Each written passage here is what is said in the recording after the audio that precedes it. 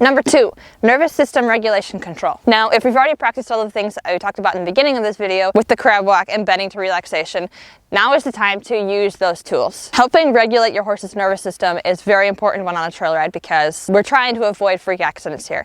It's really dangerous to fall off your horse and lose your horse when you're miles away on a trail ride. Sometimes you're alone or sometimes you have other people with you, but a lot of the times all of the horses will follow each other, leaving a bunch of people in a pile. So if our horses don't know how to handle their nerves, if something scares them, they don't know how to regulate themselves, they just have too much piled on them and suddenly it just becomes too much to bear. That's when a freak accident happens, when suddenly a rabbit jumps out or something and it just becomes too much for the horse and they take you by surprise by having a huge reaction. This is why it's really important to keep your horse's nervous system under control and be very aware of the signs that they are giving you. So if you're coming across something that's kind of scary for them, if you feel them getting more tense, their heart rate coming up, their head going up, their ears going up, they're becoming a little bit more stiff and rigid, maybe their nostrils are flared, their jaw is tight, they're not licking and chewing, we have to give them some grace. We have to give them a moment to process. If we come across something that's scary for them, and instead of listening to their nerves and what they actually need, we just want to continue on with our ride. We don't want to be inconvenienced, so we kick, we whip, we yank, we pull, we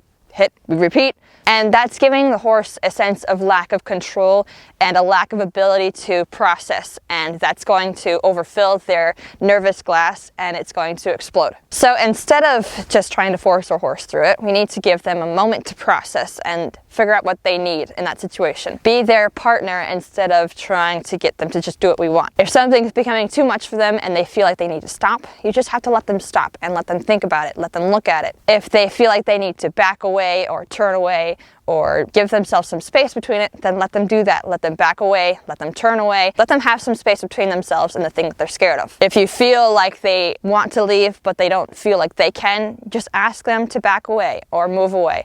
Give them the space that they need to be able to process from that distance. I promise you, the more time you put into it right now, the faster it'll go in the future. And that applies to pretty much everything. The more practice you put into something, the more time you put building up something, the more you're going to have in the future. So just remember that completely applies with horses. The more time you let them process and the more time you take in that situation, the faster it'll go next time.